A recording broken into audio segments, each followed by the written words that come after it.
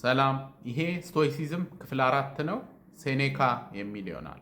ሴኔካ እንግዲህ ከታላላቅ የስቶይክ ፊሎሶፈሮች ውስጥ አንደኛው ነው እና በጣም ብዙ ጽሁፎችን ጽፏል። ኤሴይስ፣ ደብዳቤዎቹ አሉ ወዘተ እና በደንብ እንዲታወቅ እንዲስፋፋ ካደረጉት መካከል አንደኛው ነው። ከፍልስፍና ባሻገር ደግሞ የፖለቲካ ሰው ነበረ እና ሴናተር ነበረ፣ የነገስታት አማካሪ ነበረ። ከዛ ባሻገር ደግሞ ጸሐፊ ተውኔት ነበረ። ትልልቅ ተውኔቶችን ደርሷል። የመካከለኛው ዘመን ጸሐፊዎች እነ ሼክስፒርን ጨምሮ ኢንስፓየር ያደረጉ። እሱ እንግዲህ ስቶይክ ስለሆነ ስቶይኮች በጣምም አይከፉም፣ በጣምም አይደሰቱም። ይሄ እንግዲህ ቴምፐራንስ የምንለው ነው። ነገር ግን ተውኔቶቹን ስትመለከቱ በጣም የሚያሳዝኑ ትራጀዲዎች ናቸው። ግሪን ትራጀዲስ ናቸው። ኤኒዌይ እንግዲህ ታሪኩን አጠር ባለመልኩ አቀርብላችኋለሁ። እሱ ሮም ውስጥ እያለ በጊዜው ካሊጉላ የሚባል ጨካኝ የሮም ንጉስ ነበር። በጣም አረመኔ ማለት ነው። እና ሴኔካ ስለ ካሊጉላ በቃ እየተቸው ይጽፋል። ከዛ በኋላ ካሊጉላ አስጠራውና ፍርድ ፈረደበት። በጊዜ የነበረው ፍርድ እንግዲህ የሚገርም ነው። በቃ ራስን አጥፋ አለው። ከዛ ፍርዱ ተግባራዊ ሊሆን ሲል ሴኔካ ታመመ። ከዛ በኋላ የካሊጉላ አማካሪዎች ምን አንድ ሐሙስ የቀረው ሰው ነው፣ አሁን ራሱ በጣም ታሟል፣ ራሱ መሞቱ ስለማይቀር በቃ ፍርዱ ይቅርለት ተባለ። ከዛ ንጉሱ እሺ በቃ ይቅር ተባለ። ግን አገግሞሱ ደህና ሆነ ማለት ነው። ከዛ በኋላ የካሊጉላ ደግሞ እህት አለ ጁሊያ የምትባል፣ ከእሷ ጋር ደግሞ የፍቅር ግንኙነት ምናምን ጀማምሯል ተብሎ እንደገና በሀገር ክህደት ክስ ከሀገር እንዲወጣ ተደረገ። አንዳንድ ጊዜ እንግዲህ ፖለቲካ ውስጥ አለመግባባት ምናምን ሲኖር አንዳንድ ጊዜ እርምጃ ይወሰዳል፣ አንዳንድ ጊዜ ደግሞ ከሀገር ሰዎች እንዲወጡ ይደረጋል፣ ይመቻቻል።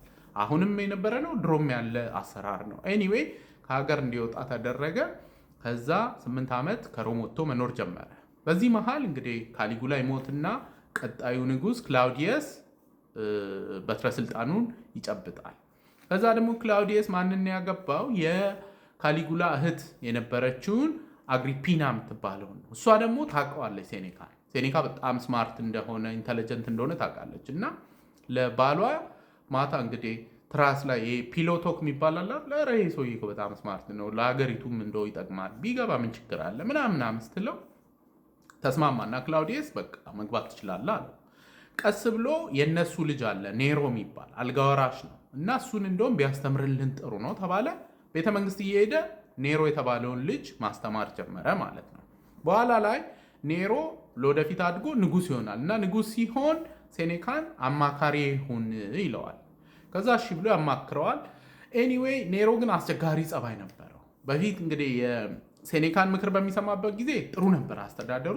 በኋላ ግን ነገሮችን መረበሽ ጀመረ እና ከኔሮ ታሪክ በጣም የሚያስቀኝ ታሪኩ ምንድን ነው? ድምፃዊ ለመሆን ይፈልጋል ንጉሱ ማለት ነው እና ይለማመዳል ምናምን። ድምፁ ግን በጣም ያስጠላል። እንደነማን ልበላችሁ ብቻ በጣም ድምፁ ያስጠላል። ኤኒዌይ እንግዲህ ንጉስ ስለሆነ የሮምን ሰዎች እንዳለ ሰብስቦ አደረ። በግድ ስሟት ስዘፍን ብሎ ይዘፍናል እና ለረጅም ሰዓት የሚዘፍነው ህዝቡ በጣም አዛ ሆኖ ነበረ።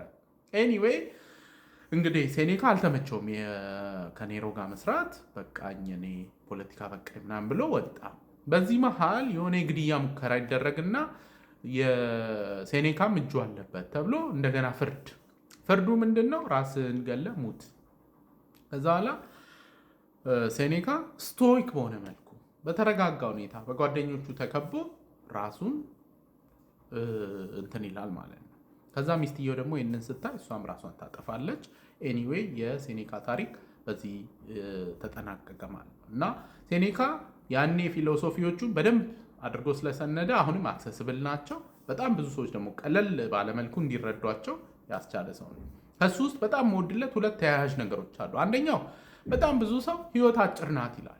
ህይወት አጭር ልትሆን ትችላለች፣ ግን አብዛኛው ሰው ደግሞ ጊዜውን በከንቱ እያባከነ ነው ህይወት አጭር ናት የሚለው። ከዚህ ጋር በተያያዘ ምን ይላል? ብዙ ሰዎች ህይወቴ እንዴት ረጅም ይሆናል ብሎ ነው የሚጨነቁት እና የሚያስቡት እንጂ ምኖረውን ህይወት ረዘመም አጠረም እንዴት በጥበብ እና በተገቢ ሁኔታ ማሳለፍ አለብኝ ብሎ አያስቡም ይላል። ነገር ግን እንደው ጠጋ ብለን የምንመለከተው ህይወታችን ምን ያህል እንደሚቆይ በእኛ ቁጥጥር ስር አይደለም፣ እግዚአብሔር ነው የሚያውቀው። እንዴት እንደምንኖር ግን እኛ ራሳችን ወስነን ልንሰራበት እንችላለን ይላል። እንግዲህ ለዛሬ ይዤላቸው የመጣሁት ይህንን ይመስላል። ቀጣይ ክፍል ላይ ደግሞ እንገናኝ። ሁልጊዜ እንደምለው ያለ አእምሮ ጤና የለም።